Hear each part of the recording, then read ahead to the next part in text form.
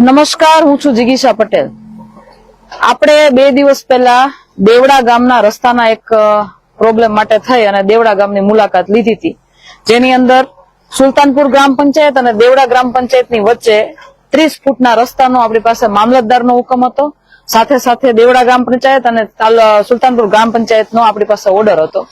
અને એ ઓર્ડર પ્રમાણે આજે તમામ ખેડૂતો અહીંયા જે કોઈ પણ ઉભા છે એ બધાએ પોતપોતાની રજામંદીથી, સહમતીથી આ રસ્તાને પહોળો કરવા માટેની કામગીરી ચાલુ કરી દીધી છે અને ઓલમોસ્ટ આજે એ કામગીરી પતવા આવી છે।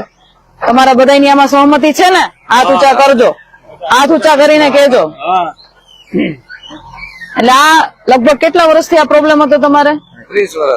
30 વર્ષથી। 30 વર્ષથી આ રસ્તાનો જે પ્રોબ્લેમ હતો એ આજે સુખદ સમાધાન સાથે એનો અંત આવ્યો છે અને બધા રાજી છો ને? હવે આપીને રહેવાનું છે ને બધાએ?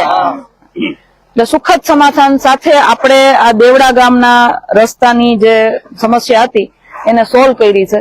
સાથે સાથે આ રસ્તાની જે પહોળાઈ છે, સમાધાન કઈ રીતે કર્યું એ પણ હું સમજાવું, જેથી કરીને તમારા ગામમાં ક્યાંય ક્યારેક આવો કોઈ પ્રોબ્લેમ થાય અને સાથે ખેડૂતોએ સાથે મળીને જો આ બધું કરવું હોય તો તમે પણ કરી શકો। રસ્તાની પહોળાઈનો હુકમ હતો 30 ફૂટનો, પરંતુ 2 હામહામાં ટ્રેક્ટર હાલી શકે અથવા હામહામાં ગાડા હાલી શકે, 2 વાહન તરી શકે એટલા માટે થઈ અને જરૂરિયાત પૂરતો રસ્તો બેયના સેઢેથી 1-1, 1.5 ફૂટ છોડી અને આખો રસ્તો ખુલ્લો કરી દેવામાં આવ્યો છે। પૂરો 30 ફૂટ નહીં, પરંતુ 2 ટ્રેક્ટર હામહામાં વયા જાય અને બધાને નુકસાન ન થાય, કોઈના સેઢેથી એક કાકરી ન ખરે, એવી રીતે આ રસ્તાનું સુખદ સમાધાન આવ્યું છે અને બધા આમાં એગ્રી થયા છે।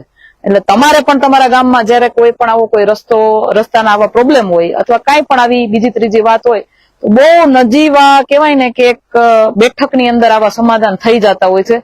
કારણ કે ઘણી વખત થતું હોય એવું કે ભાઈ લોકોના ગામના ઘણા બધા એવા લોકો હોય છે કે જેની ચડામણી હોય અથવા તો કોઈના ઈગો કલેશ હોય અથવા તો એકાબીજાને કઈ કહેવાઈ ગયું હોય, મનદુખ થઈ ગયું હોય, એના વચ્ચે નાનકડું એવું એક સમાધાન કરનાર એક તટસ્થ માણસ, ધારો કે તમારી પાસે કોઈ એક પક્ષ આવ્યો અને તમારે બીજા પક્ષ પાસે સમાધાનની વાત લઈને જવાનું છે અને જે પક્ષ તમારી પાસે વાત લઈને આવે છે એનું પણ ક્યાંય ભૂલ હોય તો તમે એને પણ એની ભૂલ સમજાવી અને નાનકડું એવું સમાધાન કરવાની કોશિશ કરો તો આવા ઘણા બધા પ્રોબ્લેમ સોલ્વ થઈ શકે એમ છે અને ઘણા બધા લોકો રાજી થાય એમ છે। હવે આ લોકોને આવનારી પેઢી છે, આ બધી આ લોકોના સંતાનો છે, એને પણ ભવિષ્યમાં જિંદગીમાં ક્યારેય આ પ્રોબ્લેમ ન નડે એના માટે થઈ અને બધાએ સહમતીથી રજામંદી આપી છે।